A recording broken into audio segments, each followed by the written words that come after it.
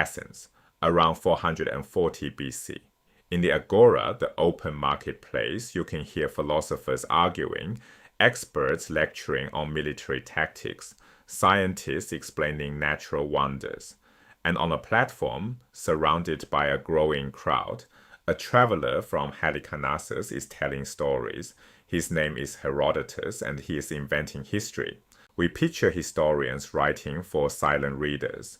Herodotus did the opposite. He had traveled the Greek world and far beyond it, Egypt, Babylon, the Black Sea coast.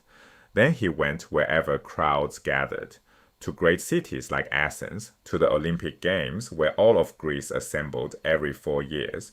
He would mount a platform and simply talk, recounting places he had seen, peoples he had interviewed, wars he had reconstructed. His history was not first a book.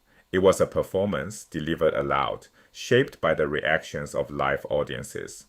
Only later did those spoken tales become the written work we still read today. That spoken origin survives in the book itself, and it explains what readers often mistake for a flaw. The style is conversational, composed in beautiful Ionic Greek, and it rambles. One story prompts the memory of another, often with no regard for chronology. A battle leads to a digression on Egyptian crocodiles, which leads to a tale about a king's ring. The reader is carried through a labyrinth of recollection, drawn from a mind stocked with an entire world. Stories, myths, geography, places seen, people questioned. The rambling is not carelessness. It is the sound of a man talking. And what stories he could summon. Before his audiences, Herodotus could conjure Leonidas and his Spartans holding the pass at Thermopylae. He could see Xerxes on his throne above the bay of Salamis, watching his fleet shatter. He could place Miltiades on the field at Marathon, ordering the charge. And he could trace the war back to its deep origins, to the kingdom of Lydia, where the fabulously wealthy King Croesus misread an oracle and attacked Cyrus of Persia, setting in motion the conquests that would one day bring an empire to the shores of Greece. For listeners standing in the agora, men whose fathers had fought these battles, this was not dusty record. It was their own world, brought blazing back to life. Who was the man behind the performance? First, he was deeply pious. Herodotus believed history was the working out of divine purpose on earth. So he gave enormous attention to oracles, the messages people received from the gods. That obsession is a gift to us. The peoples he described genuinely shaped their decisions around oracles. Kings launched wars on them, cities evacuated because of them. By taking the divine seriously, Herodotus shows us that world as its own inhabitants perceived it, not as we would reconstruct it, but as they actually lived it. In his piety, Herodotus was a man of his time. In another respect, he was extraordinary. Speaking to Greek audiences about the Persians, the enemy that had burned Athens, he often portrayed them in a strikingly favorable light. He refused to demonize foreigners. He had seen many strange peoples and distant places, and he found all of them interesting rather than inferior. Egyptian embalmers, Scythian nomads, Babylonian customs, each got his curious, careful attention.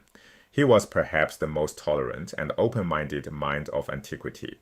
His broad, non-judgmental view of the world was one most of his listeners could only aspire to share, and many surely never did.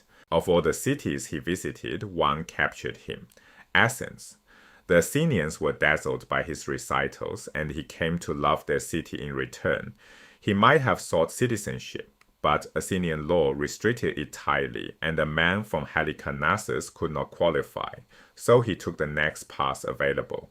Athens founded a Pan-Hellenic colony at Thurii in southern Italy, open to Greeks from anywhere. Herodotus joined it. From then on, the historian born a subject of Persia was known to the world as Herodotus of Thurii, a citizen at last of an Athenian creation.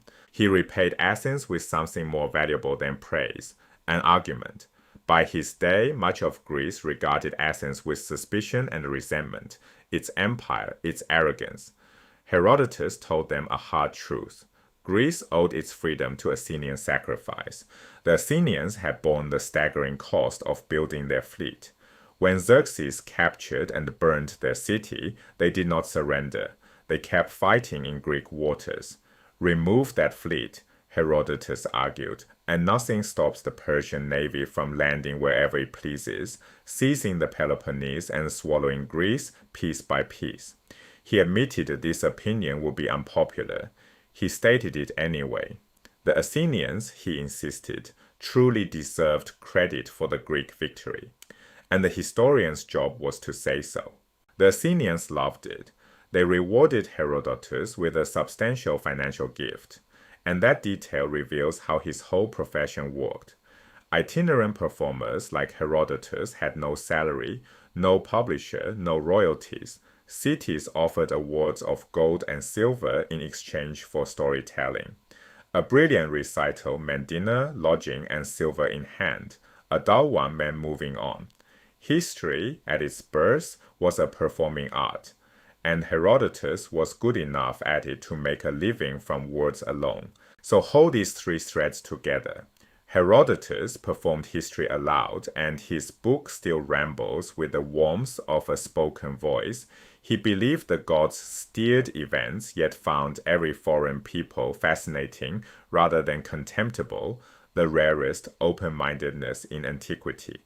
And he loved Athens, defending its sacrifice when the rest of Greece had turned hostile. Storyteller, believer, partisan, the father of history was never a neutral recorder.